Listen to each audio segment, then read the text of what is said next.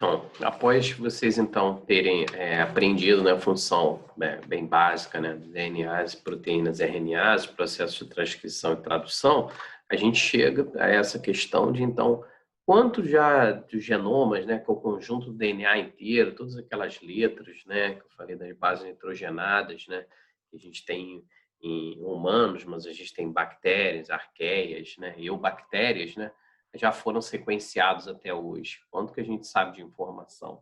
Então, para vocês verem, né, que nos últimos anos, isso é algo que a professora Manuela estará depois falando para vocês no contexto em outras aulas, né, mais uma aula sobre genomas, a gente tem aumentado muito a quantidade de DNA que a gente conhece dos diferentes organismos. Então, só uma comparação nesse slide de 2013 para 2014, o número de genomas que foi aumentou só de um ano para o outro. Isso a partir de novas tecnologias de sequenciamento de DNA.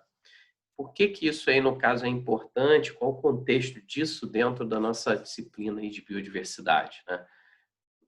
Se a gente for olhar esse gráfico, a gente vê que de ano a ano está aumentando muito o número de genomas, isso aqui é de 2006 até 2014, os que a gente chama de draft, nada mais é do que ainda um genoma que não está totalmente completo, ainda é um rascunho, né?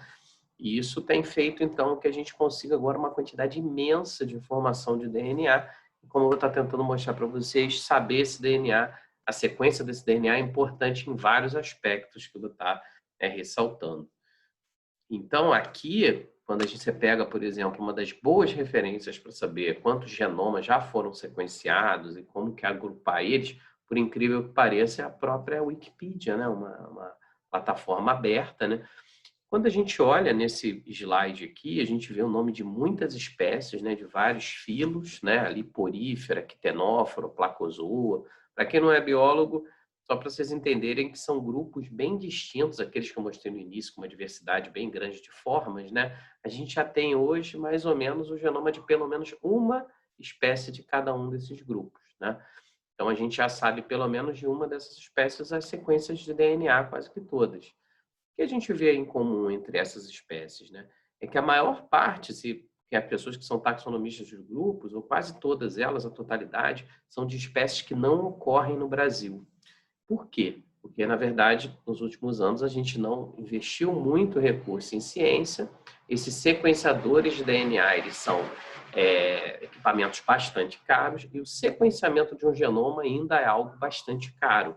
Então, o Brasil não produz esses sequenciadores e acaba, então, que não sequencia as espécies da sua biodiversidade. Obviamente, isso tem consequências que a gente vai estar discutindo um pouco aqui durante a aula. Então, essa Afimendo queenslandica, que é uma esponja que a professora Carla trabalha, né, com esponjas e quinidários.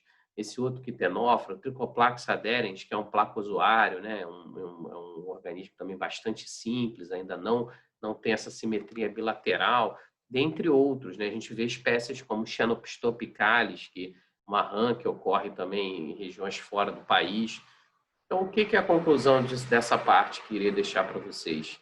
É que investir nesse conhecimento básico é fundamental para o futuro do nosso país. Não adianta só a gente estudar a biodiversidade em termos de nome de espécies, mas a gente também tem que entender a diversidade molecular. Nos próximos slides eu vou mostrar um pouco para vocês de aplicações ou descobertas pelo fato de você conhecer o DNA dos organismos, tá?